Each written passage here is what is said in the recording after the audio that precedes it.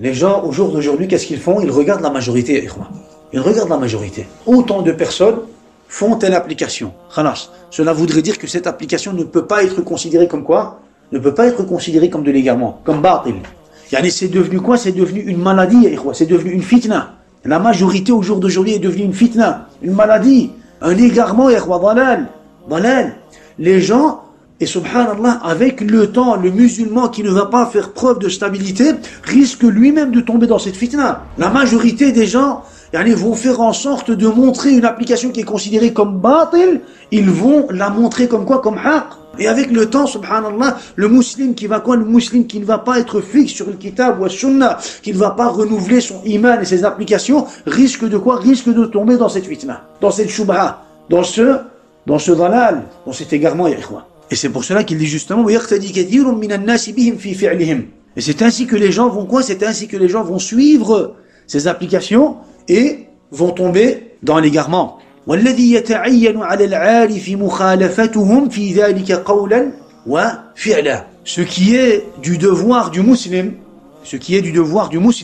والذي يتعين على العارف ولكن العارف المسلم العارف, c'est-à-dire al-muslim, le musulman qui connaît sa religion, al-arif, al-alim, le musulman qui sait faire la différence de l'haq et de l'batil, le musulman qui sait marcher, suivre le chemin du kitab wa sunnah. Donc il dit والذي يتعين على العارف مخالفتهم في ذلك قولا وعملا. Et ce qui est du devoir du musulman est de contredire ces gens égarés avec ses paroles et ses actes, Pour terminer sa phrase, il dit ولا يثبته عن ذلك وحدته وقلة الرفيق. Sa solitude ne doit en aucun cas le freiner de suivre le chemin de la vérité. Il est seul, il n'a pas d'amis avec lui. وقلة الرفيق. الرفيق est le compagnon, l'ami. Il dit ولا يثبته عن ذلك وحدته وقلة الرفيق. Le fait qu'il soit seul, ou alors qu'il n'ait que quelques amis. قلة الرفيق. Celui qui est sur le haq n'a que quelques amis, ya ikhwa.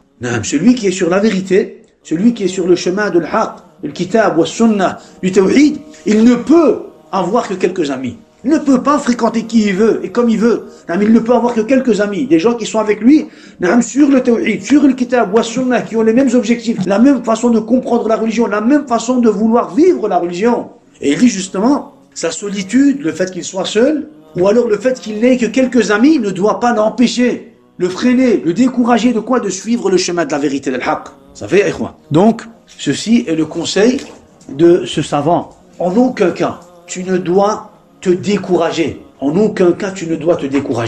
Même si tu es seul, même si tu te retrouves dans une situation où tu es seul. Au jour d'aujourd'hui, alhamdulillah, on arrive à se rassembler, on arrive à se voir. Walakin il se peut que tu te retrouves un jour seul, à un endroit où il n'y a personne qui peut te soutenir, personne qui peut partager avec toi les mêmes croyances, personne qui peut partager avec toi les mêmes sentiments. Le fait que tu sois seul, en aucun cas cela ne doit te décourager de rester sur le haq, sur le kitab wa sunnah. Même si les gens qui sont autour de toi, tous, sans exception, tous, même s'ils sont tous contre toi, tu dois rester fixe sur le haq. Et tu ne dois jamais, en aucun cas, prendre la majorité en considération. Jamais. Jamais tu ne dois même pas te faire la réflexion à la base. Parce que se faire la réflexion, c'est une porte que Shaitan a su ouvrir en toi. Et se faire la réflexion est un soufflement de Shaitan qui est entré en toi-même. Juste le fait de se faire la réflexion, il se pourrait qu'autant de personnes, que la majorité des gens, que la plupart des gens, que tous les gens soient sur le shirk. Tu ne dois même pas te poser la question, tu ne dois même pas te faire la réflexion sur la majorité. La majorité égale dans notre religion al-batil, al-dalal, comme on l'a expliqué dans les versets, comme on l'a expliqué dans le cours précédent, lorsqu'on a expliqué les versets qui nous parlaient de quoi? De ce sujet. Al-muhim. Donc, en aucun cas, la solitude ne doit te décourager de suivre le chemin de la vérité.